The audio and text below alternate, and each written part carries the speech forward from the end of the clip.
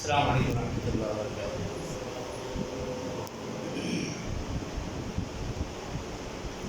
قرآن کے اوپر چند اشعار ہیں تو میں آپ کے سامنے کوشش گزار کرتا ہوں۔ پچھلے سال تو ڈاکٹر صاحب نے سنائی تھی، مزہ آیا تھا۔ اس سال کچھ میرا دل چاہا کہ میں آپ کو قرآن کے اوپر ایک دو اشعار آپ کو سناؤں۔ جو فکر کا چراغ ہے، جو علم کا نصاب ہے، جو تیری جہل میں مثال آفتاب ہے،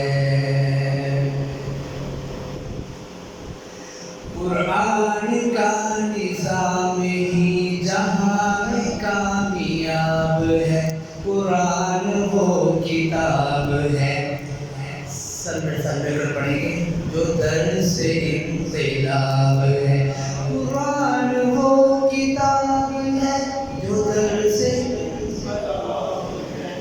جو فکر کا چراغ ہے، جو علم کا نصاب ہے، جو تیری جہل میں مثال آفتاب ہے، سمجھ کے گر کوئی پڑھے تو نور علی نور ہے۔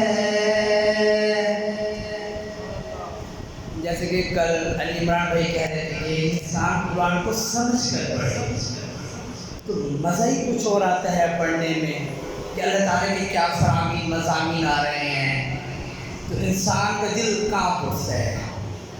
تو شاعر کہتے ہیں سمجھ کے گر کوئی پڑھے تو نور علی نور ہے،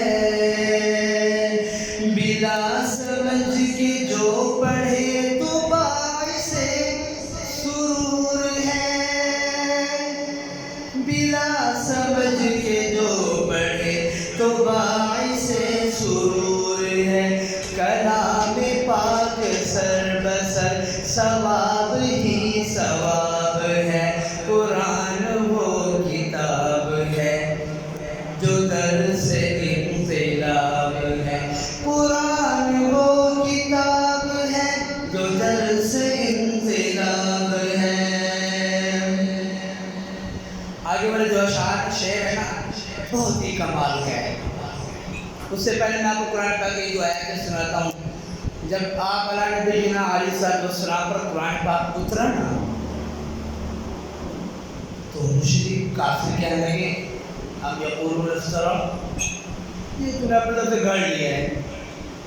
وہ بھی اپنے صاحب لسان لوگ تھے، عربی لوگ تھے، عربی کو جانتے تھے، تو کہنے لگے یہ تو اپنے طرف سے بنا کر لایا ہے۔ تو اللہ تعالیٰ نے اعلان کیا ایسا تو اے نبی کو کہو قل فأتوا بالسورہ، ایک سورت اس جیسی لائیں، ایک سورت اس جیسی لے آئیں۔ تو شاید اس کو اپنی طرف میں بیان کرتا ہے کس میں تاب اس کتاب سی کتاب لا سکے، ہے کس میں دم کے ایک آیت ایسی جو بنا سکے، ہے کس میں دم کے ایک آیت ایسی جو بنا سکے، فصاحت عرب بھی اس کے آگے لاجواب ہے، قرآن وہ کتاب ہے جو در سے انقلاب ہے، قرآن وہ کتاب ہے جو در سے انقلاب ہے۔